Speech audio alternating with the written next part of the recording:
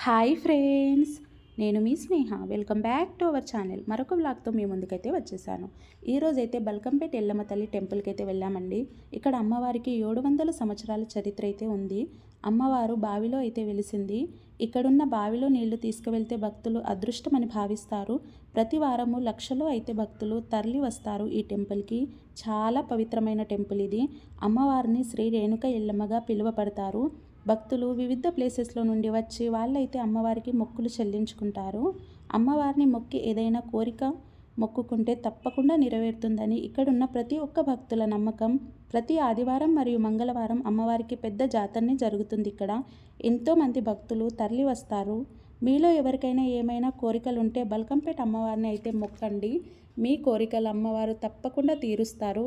ప్రసాదాలు కూడా ఉంటాయి. పులిహోర, లడ్డు, వడ, ఇలా 3 ప్రసాదాలు ఉంటాయి. ప్రసాదం తీసుకోవడం మాత్రం మర్చిపోకండి. ఈ వీడియో